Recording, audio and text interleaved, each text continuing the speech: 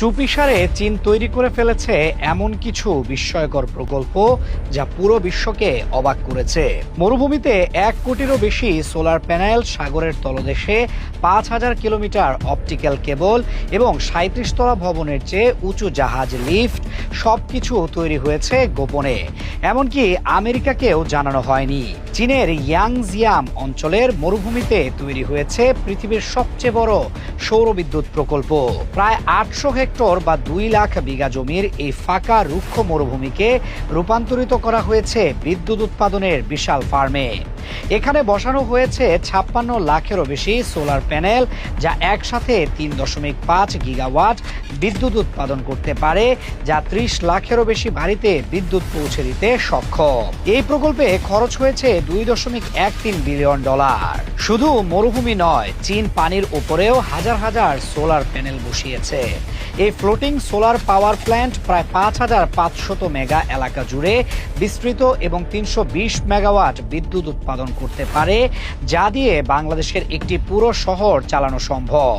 চীন আরও বানিয়েছে ব্র্যান্ড হাস্ট শিপ নামে এক বিস্ময়কর তেলবাহী জাহাজ, যা ইঞ্জিন ছাড়াই শুধু বাতাসের শক্তিতে সমুদ্র পাড়ি দিতে পারে। 200 মিটার দৈর্ঘ্যের এই জাহাজে রয়েছে 10 তলা ভবনের সমান উঁচু বিশাল পাল, যা বাতাসকে কাজে লাগিয়ে জাহাজকে এগিয়ে নিয়ে যায়। 3 গর্জেস ড্যামের জন্য চীন তৈরি করেছে পৃথিবীর সবচেয়ে বড় শিপ লিফট।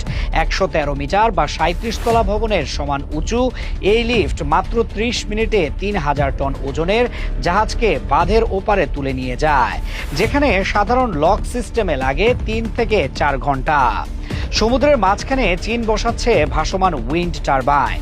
260 মিটার বা 80 তলা ভবনের সমান উঁচু এই টারবাইনগুলো প্রতিদিন গড়ে 170 মেগাওয়াট বিদ্যুৎ উৎপন্ন করে। পরিকল্পনা রয়েছে আগামী কয়েক বছরে 3000 মেগাওয়াট ক্ষমতার ভাসমান উইন্ড ফার্ম গড়ে তোলার। সবচেয়ে গোপন প্রকল্প হলো সমুদ্রের গভীরে 5000 কিলোমিটার লম্বা ফাইবার অপটিক্যাল কেবল।